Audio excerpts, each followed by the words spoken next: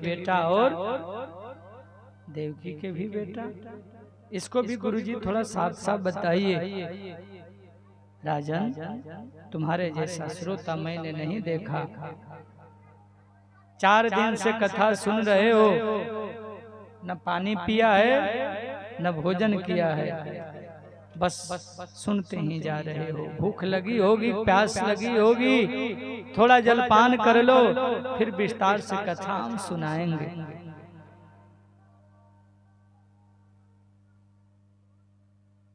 4 दिन लगातार कथा सुन रहे थे आप लोग, तो 3 घंटा में कितना बार कैसे कैसे करते हैं?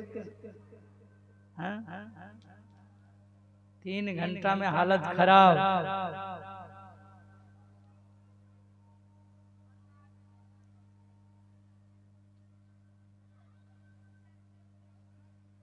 ये बच्चों को जगाइए जो सामने पड़े हैं, पैर समेट के बैठो, ऐसे नहीं बैठो।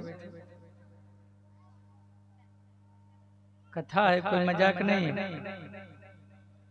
जाके घर में सो।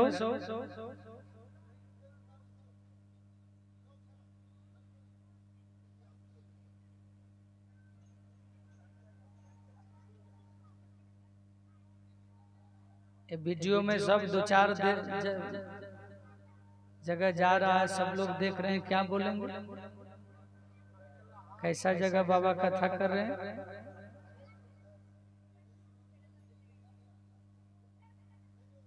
थोड़ा आदमी के तरह बैठो, आदमी के तरह व्यवहार करो।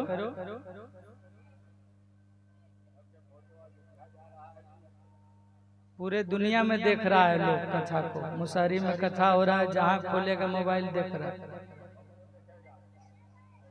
हाँ?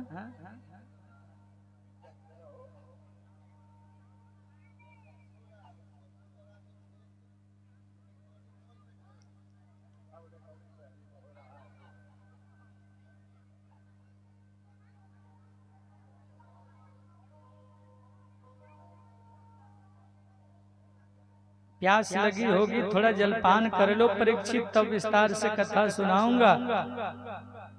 परीक्षित जी ने कहा, महाराज मुझे भूख नहीं लगती, प्यास नहीं लगती, आपके मुख रूपी चंद्रमा से गोविंद की अमृतमयी कथा का पान कर रहा हूं। किसी को रसगुल्ला खाने को मिले तो गुड़ खाकर मुंह चिपकाना क्यों करेगा? किसी को अमृत में गंगा जल पीने को मिले तो गंदा पानी क्यों पिए? किसी को अमृत मिल रहा है तो खाने पीने के चक्कर में कौन रहे? एक भूख प्यास जीतना बहुत मुश्किल है। इसी गलती की वजह से मैंने ऋषि के गले में मरा हुआ सर्प डाल दिया था, क्योंकि हमको भी प्यास लगा था, भूख लगा था, पानी पानी करके गया, पानी नहीं मिला तो मैंने गलती कर दी। अब ना पानी पीना है ना खाना खाना है, बस कथा सुनना है। हमारा जजमान लोग कहता है, बाबा हम नीमक बिना ना रह।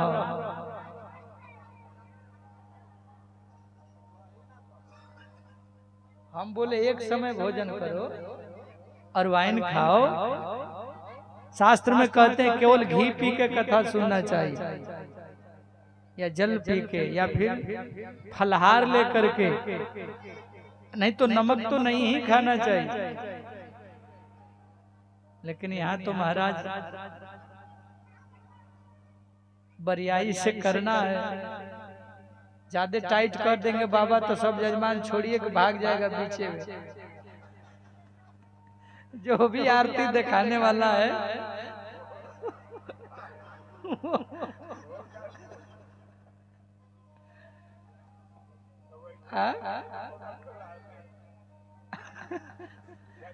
इसलिए हम ढीला दे दे, जैसे भैया 7 दिन किसी तरह कर लेना है। हाँ, अच्छा कलयुग में छूट है। देखो भाई, खा पी के बढ़िया से सुनो कथा। काम धंधा करने वाले लोग हैं, दिन भर ड्राइवरी करेंगे। हाँ?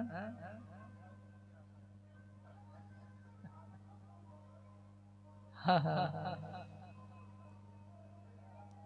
नानी का खाती हो?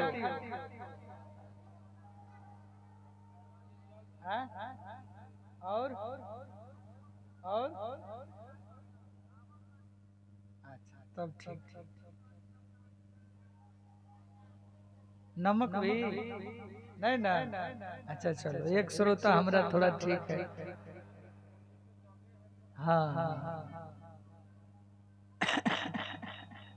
परीक्षित जी ने क्या कहा, आपके मुंह से जो चंद्रमा जैसे अमृत बरसाता है, आप जो बरसा रहे हैं उसको पी कर के मैं भूख प्यास सब भूल गया हूँ। सुनाते जाइए, सुनाते जाइए, सुनाते जाइए।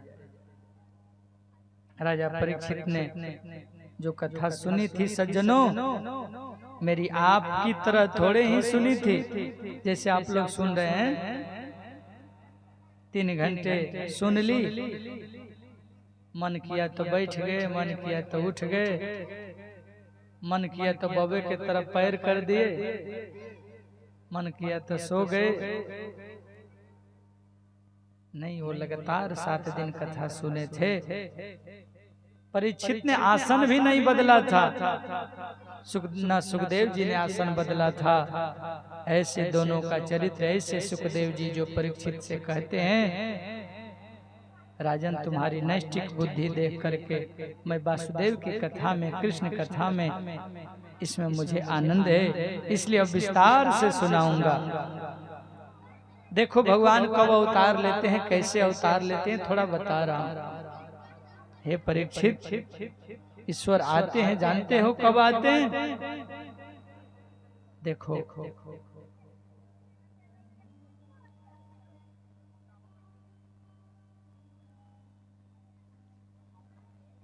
कौन चौपाई बजा रहे हैं? कोई चौपाई बजाइए।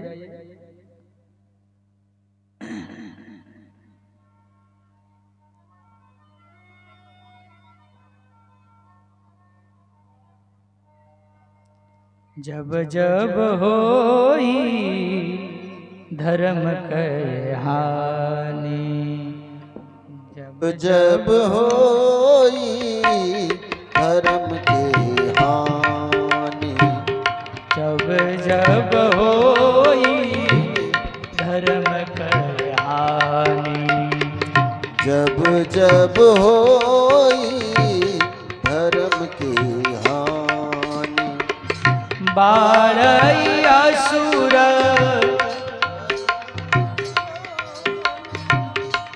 बाढ़ई असुर धमय अभिमानी, जब जब होई धर्म के हानि, जब जब होई धर्म के हानि।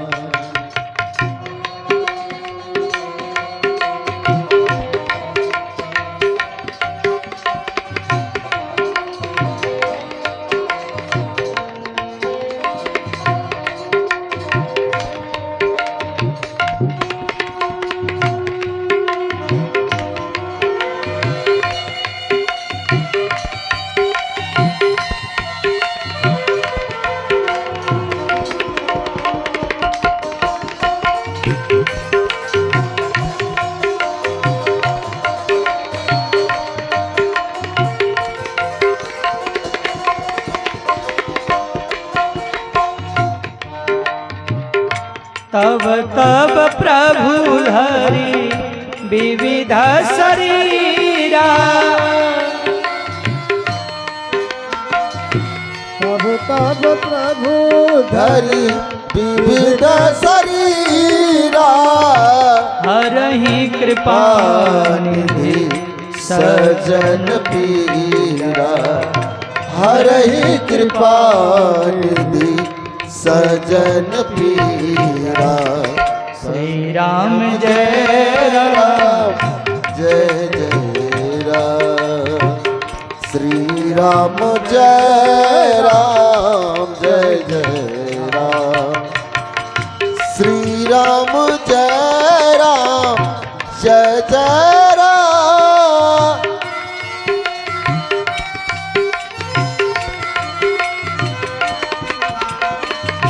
श्री राम जय राम, जय जय राम, श्री राम जय राम जय जय राम श्री राम जय राम जय जय राम श्री राम जय राम जय जय राम श्री राम जय राम जय जय राम श्री राम जय राम जय जय राम।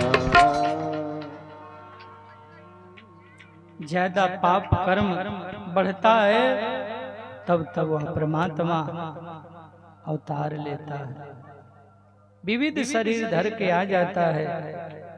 राजन, कंस का पाप बढ़ा, गाय का रूप धारण किया पृथ्वी ने और देवताओं के पास जाकर बोली, इसी प्रकार यदि पाप कर्म होते रहे तो मैं रसातल में चली जाऊंगी, मुझसे बर्दाश्त नहीं हो सकता। ऐसा पृथ्वी के मन में भाव आया और देवताओं ने ब्रह्मा से प्रार्थना की, आप कुछ करिए ना, बड़े बड़े पापी बढ़ रहे हैं। ब्रह्मा ने पृथ्वी से कहा, देवी मैं अभी भगवान से बात कर लेता हूँ, तुम धैर्य रखो।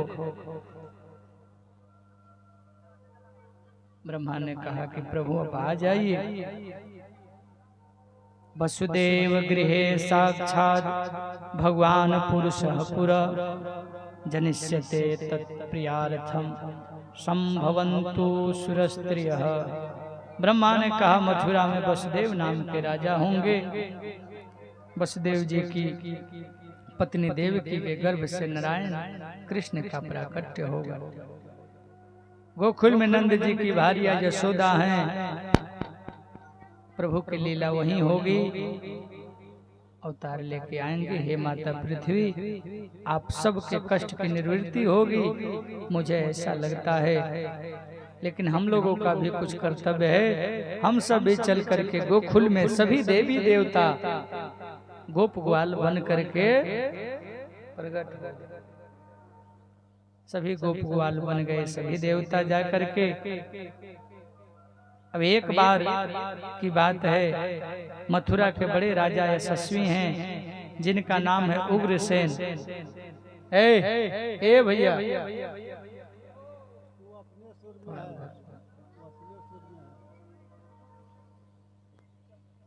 थोड़ा सा उधर जाके आप लोग बात करें।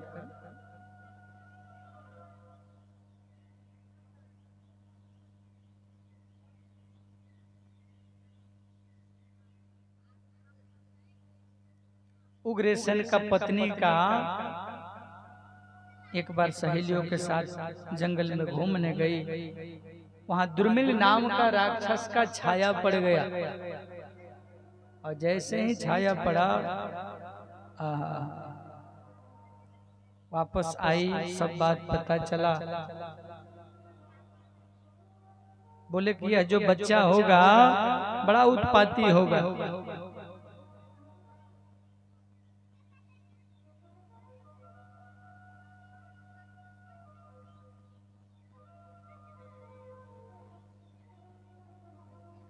जब जन्म लिया, उग्रसेन जी ने लता पताओं में लपेट करके यमुना में बहा दिया।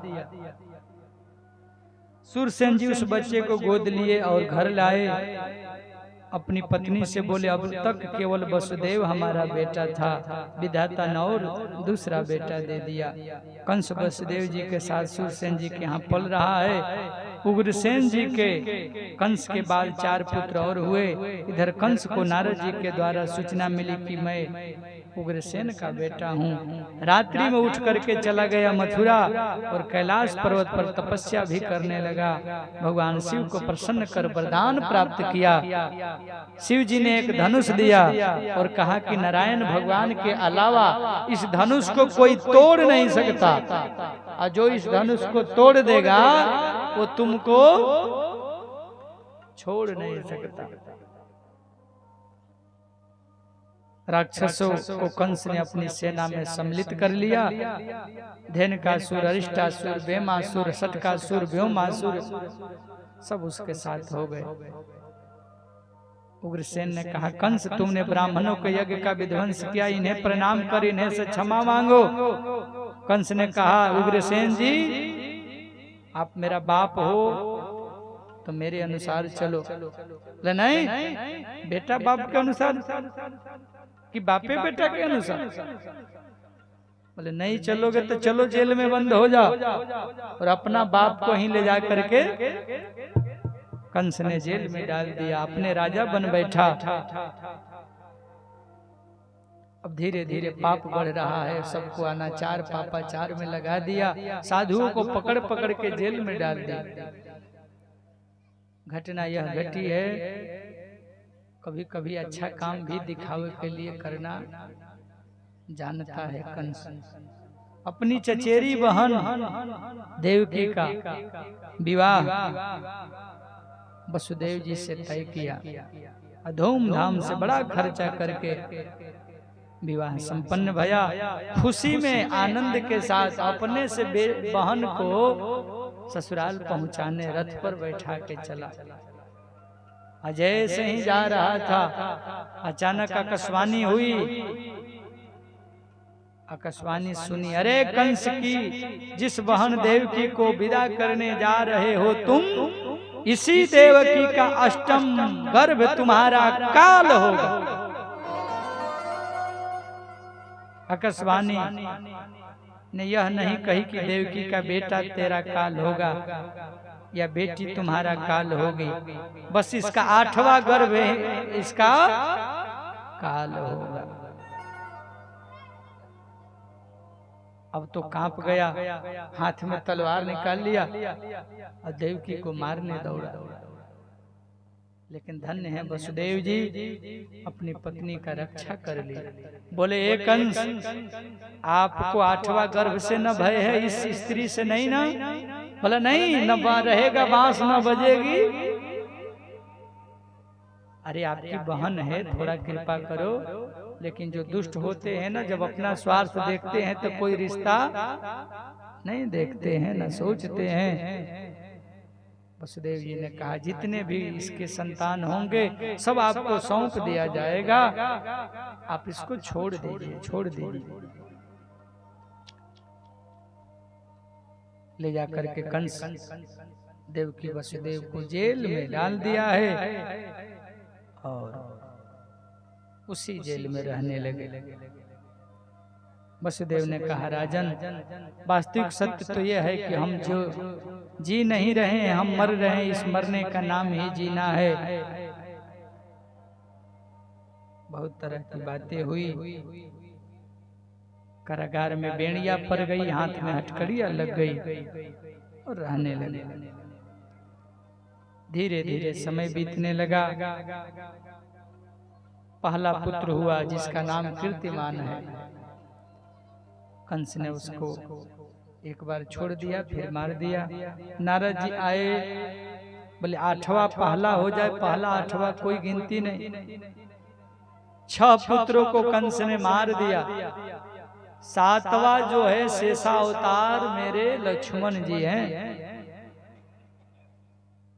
योग माया ने कहा क्या आदेश है कन्हैया? कन्हैया ने कहा यही आदेश है कि मेरा जो भैया लक्ष्मण बलराम बन के आ रहे हैं, माँ देवकी के गर्भ से निकाल के गोकुल में रोहिणी के गर्भ में पहुंचा दो। योग माया ने वैसा ही कर दिया। हल्ला हुआ, अरे 7वां का क्या हुआ, क्या हुआ? बोले कि अपने खत्म हो गए। बोले ठीक हुआ, मारना नहीं पड़ा, अपने मर गए। धीरे धीरे आया है 8वां महीना और भादो का महीना। भादो के महीना में रात्रि के 12 बजे मेरे कन्हैया आने का प्राकट्य का समय हुआ है। जिस गर्भ की दुनिया बुराई करती है, गर्भ में नहीं आना, गर्भ में नहीं आना, उसी गर्भ को कन्हैया आज धारण कर लिए। तो सभी देवता मिलकर उस गर्भ की स्तुति कर रहे हैं। क्या कर रहे हैं? स्तुति। मनोज मतवाला महाराज कहाँ रहते हैं? तुम्हारा गांव में हम तो हके आके खोजी। हाँ। अच्छा तुम्हारे हिसाब हम ले। हाँ। आपके बड़े अच्छे गायक हैं भोजपुरी के मनोज जी, मनोज मतवाला। तो आके एक दो भजन रोज सुनाया करिए। हाँ हाँ। सभी देवताओं ने बड़े भाव से कहा, लाला जल्दी प्रकट हो जाइए, दर्शन दीजिए। सब देवता मिलके भगवान का स्तुति कर रहे हैं। स्वागतम कृष्ण, स्वागतम कृष्ण,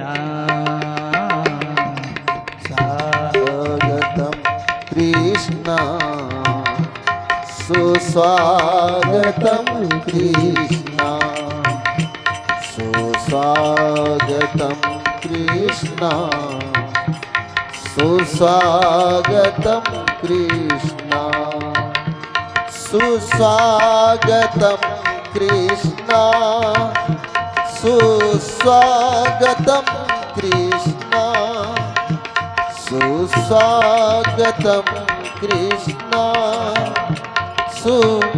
सुस्वागतम कृष्ण, सुस्वागतम कृष्ण, सुस्वागतम कृष्ण, सुस्वागतम कृष्ण, सुस्वागतम कृष्ण। स्वागतम सुस्वागतम शरणागतम, शरणागतम, सुस्वागतम, सुस्वागतम, शरणागतम, शरणागतम, सुस्वागतम कृष्ण, सुस्वागतम कृष्ण, सुस्वागतम कृष्ण, सुस्वागतम कृष्ण।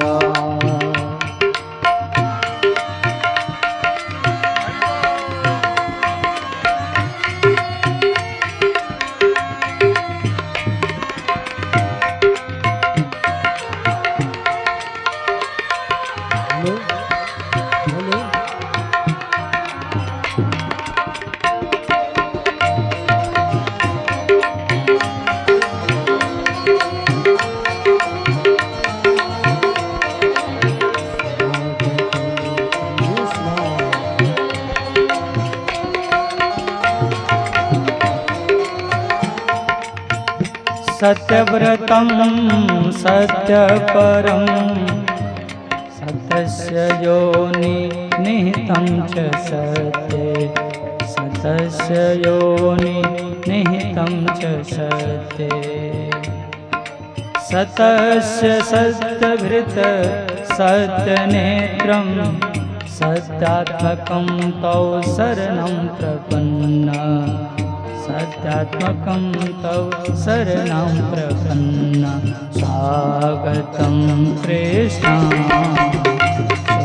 स्वागतं कृष्ण, स्वागतं कृष्ण, सुस्वागतं कृष्ण।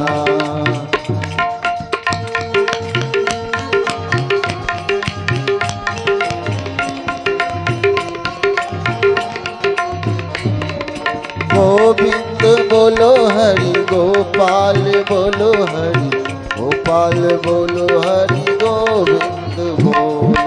गोविंद बोलो हरि, गोपाल बोलो गोविंद।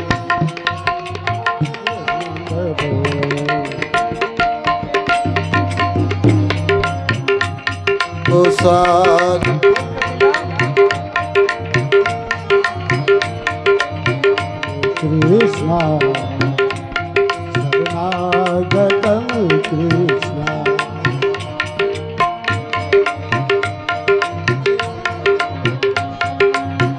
स्वागतं कृष्ण, स्वागतं कृष्ण, शरणागतं कृष्ण।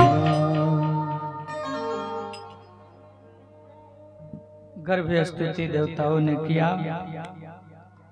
तुम्हारे गर्भ में जो बालक है ये भगवान है, यदुवंशियों की रक्षा करेंगे, तुम्हारे कष्ट की निवृत्ति करेंगे। धीरे धीरे आ रहा है भादो का महीना।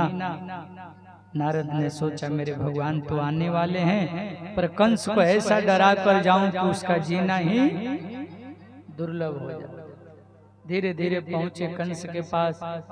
नारद जी गए, अरे 8वां महीना हो रहा है, आने वाला है। कंस ने पूछा, अच्छा गुरुजी बताइए तो कैसा होगा?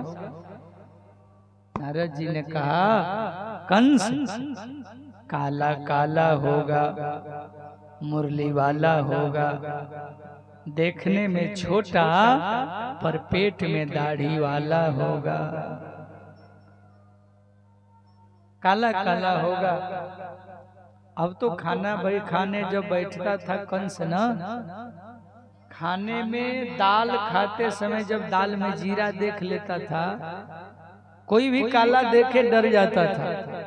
जीरा देखा, हो रहा कान्हा, हो रहा कान्हा, भागता था। 10,000 सैनिक पीछे पीछे, क्या हुआ क्या हुआ, हम है ना, हम है ना, आ गया आ गया आ गया, के आ गया? अरे कान्हा कान्हा आ गया। कुछ नहीं होगा, हम लोग है ना महाराज। 10,000 सैनिक लगा दिया आगे पीछे जेल की पहरा में, चारों तरफ से सबको पहरेदारी में लगा दिया। कृष्ण पक्ष अष्टमी तिथि बुधवार, रोहिणी नक्षत्र और रात के ठीक 12 बजे आज जसोदा माता सौभाग्यवती इसलिए है कि मैं उनका दुग्ध पान करूंगा, और देव की पुण्य आत्मा है कि मैं इनके गर्भ से जन्म लूंगा। लेकिन रोहिणी को क्या मिलेगा, इसलिए मैं रोहिणी नक्षत्र में जन्म लूंगा। अष्टमी तिथि की रात्रि 12 बजे माता देवकी के कारागार में, भवन में अचानक मंदिर में प्रकाश हो गया। पूरे ब्रज मंडल में सन्नाटा छाया था, सब गहरी नींद में सो रहे हैं और मेरे गोपाल का प्राकट्य हो गया। बोलिए बाल कृष्ण लाल की, गौरी शंकर भगवान की जय हो। कमल नयन चतुर्भुज नारायण भगवान बालक का रूप लेकर वसुदेव देवकी के समक्ष प्रकट हुए। शंख चक्र गदा पद्म, मैया ने स्तुति करना चाहिए, सब स्तुति किया। अंत में भगवान ने समझाया, हम अभी बालक बन जाएंगे, अभी भले 4 रूप में आए हैं, 4 भुजा लेके आए हैं, और आप हमको गोकुल पहुंचा दीजिएगा नंद बाबा के यहाँ। अरे ताले लगे, बोले सब खुल जाएंगे, मैया आपका कष्ट दूर होगा, चिंता मत करिए। हम कैसे आपका रक्षा कर सकते हैं प्रभु, आप मुझे गोकुल पहुंचा दो। नंद पत्नी ने इसी समय कन्या को जन्म दिया है, हमें ले जा करके वहां सुला दो, और कन्या को ला करके कंस को सौंप दो। वसुदेव ने कहा, हथकड़ी लगी है, बेड़िया लगी है, कैसे कर सकते हैं ये सब? गोविंद बोले, इसकी चिंता मत करिए, जीव जब मेरा आश्रय लेता है तो सारे बंधन खुल जाते हैं। भगवान छोटे से बालक बन गए, देवकी ने गोद में लिया, अपना स्तन पान कराया। अब जैसे ही वसुदेव ने कृष्ण को गोद में लेने का प्रयास किया तो उनकी हथकड़ी खुल गई। डलिया में सजाकर कृष्ण को उसमें लिटाकर जैसे ही चलने को हुए, पैर की बेड़ियां खुल गई, जीव का सब बंधन टूट गया, और आज मथुरा से गोकुल ले जाने के लिए तैयार हो गए। सब द्वारपाल सो गए और चमत्कार हो गया। कंस के कारागार में कन्हैया का अवतार होने के बाद धीरे धीरे आज चल पड़े। अचानक बिजली चमकती है, कहीं कुछ दिखाई, थोड़ा थोड़ा आश्रय लेके बढ़ रहे। जमुना पार किए, गोकुल पहुंचे, वहां बालक को सुला दिए और कन्या को उसी टोकरी में रख करके वापस मथुरा आए। ताला लग गए, बेड़िया लग गई, सुबह हल्ला हुआ, 8वां जन्म ले लिया, 8वां जन्म ले लिया। कंस दौड़ा दौड़ा आया, जल्दी दो जल्दी दो। देवकी जी ने कहा भैया ये तो बेटी है, बेटी तो छोड़ दो, बेटा तो मार दिया, बेटी ने क्या बिगाड़ा? बोला 8वां बेटा हो चाहे बेटी, आकाशवाणी बोली थी कि काल हो सकता है मेरा काल। कंस ने उस कन्या को हाथ में लिया और पकड़ करके जैसे ही पत्थर पर मारना चाहा, हाथ से वह कन्या छिटक गई और छिटक करके आकाश में चली गई और जाकर के कही, रे दुष्ट कंस, हमको क्या मारोगे? तुमको मारने वाला इसी ब्रज 84 कोस में जन्म ले चुका है, ले चुका है, ले चुका है। आदरणीय सुखदेव जी कहते हैं, परीक्षित ये 8 गर्भ की कथा आपने सुना, पर गोकुल में क्या हुआ वो कथा सुनो। नंद बाबा ब्रज के राजा हैं। नंद बाबा के घर पर अभी तक लाला नहीं हुआ है, 75 वर्ष की उम्र हो गया है। सब यही चकाचक सोच रहे हैं कब लाला होगा, कब लाला होगा।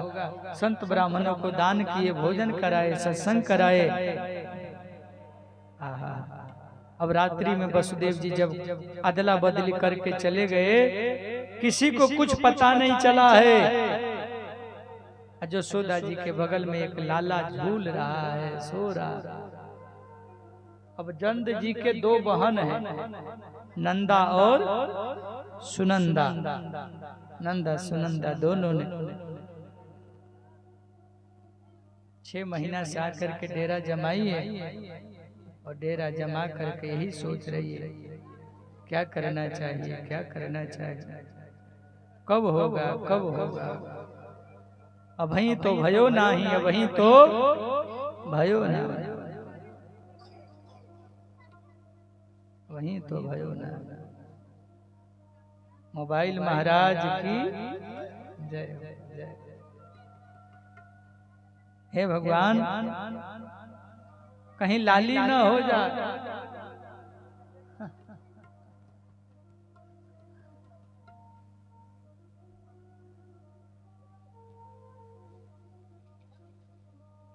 डर के मारे उस बच्चा का कोई कपड़ा नहीं हटा रहा, इधर कपड़ा नहीं हटा रही। क्यों? कहीं बच्चा लाली बेटी न निकल जाए। धीरे धीरे जाके कपड़ा सुनंदा ने हटाया, एक सुंदर सा लाला का जन्म हुआ। और लाला को देख करके आज बड़े भाव के साथ चदरिया हटा करके देखी, लाला दिख गए। नंद के लाला की जय। सुनंदा इतनी प्रसन्न भई और बाहर आकर थाली बजाने लगी। दौड़ी दौड़ी नंद बाबा के पास गौशाला पे गई। आपको पतो है नंद बाबा कौन से मंत्र जपे हैं? अबहीं तो भयो नाही, अबहीं तो भयो नाही, अबहीं तो भयो नाही। इतने में सुनंदा पहुंची, भैया बधाई हो। अरे भगवान काई बात की बधाई हो? बोली बता देंगे, पहले बताओ क्या दोगे? अरे तू जो कहेगी वही देंगे, बता तो सही। सुनंदा जी बोली, भैया आपने जो तपस्या करी, आपने जो संत ब्राह्मण यज्ञ कराए, उसका फल मिल गया। आपके घर नन्हों सो लाला भयो है। आपके घर आज नन्हों से सुंदर लाला अवतरित भयो है। नंद बाबा ने जैसे ही लाला के जन्म की प्रसंग सुनियो, 75 वर्ष के बाबा 16 वर्ष के हो गए। बाबा यमुना जी में नहाए और सुंदर सा भेष बना के लहंगा चूड़ी सबको पहनाए, टीका किए और दुल्हा जैसे बन करके गोकुल में आनंद लेने लगे हैं। और कन्हैया जन्म की बधाई में सब झूम रहे हैं, नाच रहे हैं, अबीर गुलाल लुटा रहे हैं। आप सबको लाल बथानी मुसहरी टोला में भगवान का प्राकट्य का बहुत बहुत बधाई हो, बधाई हो, बधाई हो, बधाई हो, बधाई हो, बधाई हो। नंद के घर में आज भगवान का प्राकट्य हुआ। बाबा कहते हैं अरे नंद घर आनंद भयो जय कन्हैया लाल की नंद घर आनंद भयो जय